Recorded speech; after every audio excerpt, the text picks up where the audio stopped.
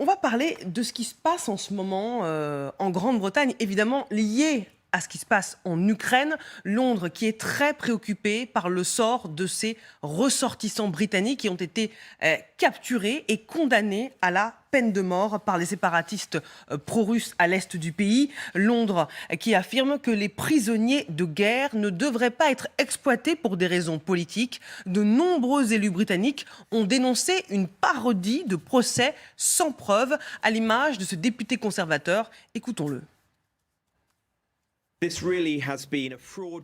C'était un procès illégal. On ne devrait y donner aucune crédibilité. Et maintenant, nous avons deux citoyens britanniques qui risquent la peine de mort. Ils ne sont pas des mercenaires. Ils ont choisi de s'engager dans l'armée ukrainienne avant l'invasion russe. Je demande aux autorités russes de protéger ces individus et de les renvoyer soit en Ukraine, soit au Royaume-Uni, comme l'exige le droit international. Quelles sont les chances de ces combattants britanniques qui avaient fait le choix depuis longtemps de rejoindre l'armée ukrainienne, bien avant l'arrivée de Vladimir Poutine en Ukraine, de ressortir vivants ? On sent l'émotion de ce député conservateur qui est partagé par l'ensemble des Britanniques. Je jetais un œil à la presse britannique, ils sont pratiquement en une de tous les journaux ce matin. Leurs chances de sortir vivants, ce sont des otages maintenant, des Russes.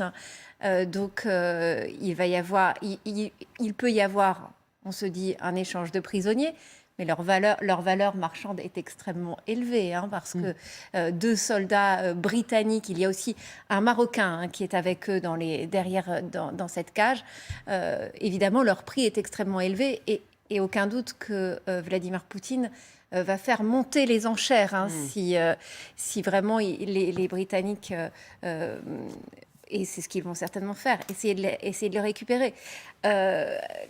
Il faut bien voir que Boris Johnson, en plus, est dans une position vis-à-vis de l'Ukraine qui est très jusque-boutiste depuis le début. Il a été l'un des premiers dirigeants occidentaux à se rendre à Kiev. Il fait livrer des armes lourdes depuis le début. Encore hier, il disait pousser à un compromis avec la Russie, ça c'était une pique à Emmanuel Macron, serait absolument répugnant. Donc il est dans une position vraiment de soutien extrêmement actif à l'Ukraine et c'est donc pas un hasard évidemment si ces deux Britanniques se retrouvent aujourd'hui prisonniers des pro-russes dans la République de Donetsk. Une chose, en Russie, il y a un moratoire sur la peine de mort qui n'existe pas dans cette république séparatiste de l'Est de l'Ukraine. Donc il y a vraiment une volonté de faire monter les enchères, de faire pression sur l'opinion publique britannique pour peut-être, et c'est peut-être le calcul qui est poursuivi, pour qu'elle lâche Boris Johnson dans sa volonté justement de soutien inconditionnel à l'Ukraine. Sauf que c'est mal connaître les Britanniques, à mon avis, parce que s'il y a un peuple qui aussi sait faire bloc et résister coûte que coûte, c'est bien celui-là. Donc, c'est pas sûr que ce calcul soit le bon. Est-ce qu'on ira véritablement jusqu'à une peine de mort ? Ça me paraîtrait quand même être une provocation extrêmement forte. On est aussi dans une négociation, dans des enchères. Ce sont des otages. On va voir maintenant dans quelle mesure Boris Johnson arrive à les récupérer. Ma conviction, c'est que sauf bouffée délirante au Kremlin ou au sein des autorités séparatistes du Donbass, il n'y aura pas passage à l'acte, il n'y aura pas exécution. Il y a volonté de théâtraliser l'enjeu pour effectivement faire monter artificiellement le cours des otages que l'on détient. Et par ailleurs, c'est aussi l'occasion de rappeler le contraste entre le procès de ce caporal russe nommé Chichimarine voilà quelques semaines, où même formellement les Ukrainiens avaient tenu à respecter les normes juridiques avec un avocat de la défense qui avait plaidé et une condamnation à la perpétuité, avec d'ailleurs une claire conscience qu'un jour ou l'autre, ce soldat serait lui aussi échangé. Alors sur le moratoire qui date de 1997, une petite remarque, c'est que la Fédération de Russie ne pratique plus en théorie la peine de mort, sauf quand il s'agit d'un dissident assassiné avec une toxine, un poison quelconque, ou sauf comme il s'agit de quelques dizaines de civils ukrainiens. Deuxième remarque, l'une des imputations, des incriminations, c'est mercenariat.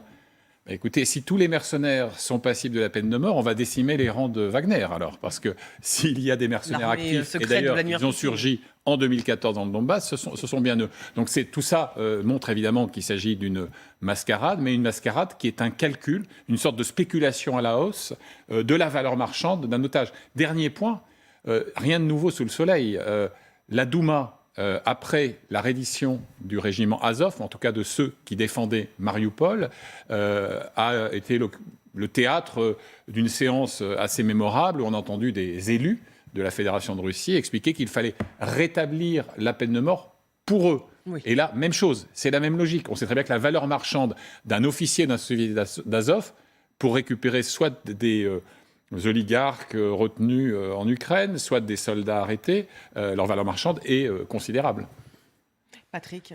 Oui, moi on est en plein dans une fiction politique, juridique, c'est-à-dire que vous savez comment ils sont, la Douma, la Russie, ils vont dire « Ah, nous, on ne pratique plus la peine de mort », sauf qu'ils assassinent tout le monde préventivement lorsque ce sont des opposants politiques. On l'a vu avec Boris Nemtsov, un opposant politique libéral, on l'a vu avec d'autres opposants. Voilà, par ailleurs, ils sont aussi capables de dire « Non, mais moi, la République séparatiste de Donetsk, c'est pas moi, c'est un régime juridique tout à fait différent, donc c'est à eux d'appliquer leurs propres lois. » Sauf qu'on est dans une parodie de procès. C'est très intéressant le point que vous soulevez, parce que j'allais poser la question. Est-ce que le Kremlin a vraiment la main mise sur ce qui se passe dans les régions séparatistes ? Je pose la question parce qu'on avait reçu un ancien combattant de Wagner sur ce plateau. Il a écrit un livre et il racontait qu'ils avaient notamment été envoyés il y a quelques années à l'est de l'Ukraine pour remettre au pas les séparatistes pro-russes qui prenaient beaucoup d'indépendance par rapport à Moscou, ce qui énervait beaucoup Vladimir Poutine. Voilà, non, mais il peut y avoir des petites divergences politiques, bien évidemment, hein, ça l'a bien vu, dans ces républiques qui peuvent considérer qu'elles sont véritablement indépendantes du Kremlin, elles ne le sont pas en réalité. C'est pour ça que je vous parle de fiction. C'est une fiction, bien évidemment, que ces républiques séparatistes doivent être à la botte du Kremlin, que certains considèrent peut-être qu'ils ont une marge de manœuvre. Ce n'est pas du tout l'objet, naturellement, mais s'agissant finalement de l'organisation juridictionnelle, entre guillemets, Moscou est bien content de laisser faire ces gens-là. Et c'est pour ça que je ne suis pas totalement persuadé que le Kremlin maîtrise tout sur cette surenchère au sein de la République de Donetsk. Et autant, effectivement, on peut considérer que ça peut être des otages, j'espère pour eux qu'ils vont sauver leur vie, autant je ne suis pas certain que les autorités de la République séparatiste obéissent au doigt et à l'œil de Moscou. Ils pourraient... Et je veux dire, j'espère, mais je suis moins optimiste, j'espère qu'ils ne vont pas faire un exemple de ces gens-là, parce que sont-ils véritablement des prisonniers de guerre ? C'est la question qu'on peut poser. Alors on dit effectivement, ils ont été intégrés dans l'armée ukrainienne avant cette guerre. Ils sont accusés par Moscou et la République de Donetsk de terrorisme. Hein, et le terrorisme est bien passible de la peine de mort. Et donc la question, effectivement, parce que la Convention de Genève sur la prévention et la protection des prisonniers de guerre mentionne très bien que ce sont des gens qui doivent être dans les unités régulières. Ça peut être des milices, des groupes de résistance, mais en tout cas, ils doivent être dans une des armées des parties belligérantes. Or, ces gens-là, ils sont britanniques, ils ont d'autres nationalités. Et donc, il y a véritablement un débat juridique, mais ils n'ont strictement rien à faire de ce débat juridique, les Russes, bien évidemment. Et donc, j'espère que ce ne sera pas un exemple, mais moi, je suis un peu moins optimiste que d'autres personnes sur cette capacité d'échanger. On y réagir. On imagine mal Denis Pouchiline, le chef séparatiste du Donetsk, par exemple, ordonner des envoyés à la potence et au peloton sans avoir un feu vert, au pire un feu orange de Moscou, parce que le coup politique serait quand même assez écrasant ensuite. Deuxième remarque, on a évoqué à l'instant le fait qu'il y a là 2 Britanniques, d'ailleurs un troisième qui s'appelle Andrew Hill, qui va lui aussi passer en procès dans quelques jours vraisemblablement, et il y a le cas de ce Marocain. Là, c'est juste une hypothèse que j'émets, mais je ne serais pas surpris qu'il y ait une disjonction du sort des Britanniques, parce que Moscou a beaucoup de comptes à régler avec Boris Johnson, avec Londres, et du Marocain, parce qu'il s'agit d'envoyer au Maroc, et plus généralement à l'Afrique, qui a fait preuve jusqu'alors d'une assez grande mansuétude avec les aventures militaires de Poutine, un message de bienveillance. Donc, j'exclus pas qu'il y ait un montage de cette nature.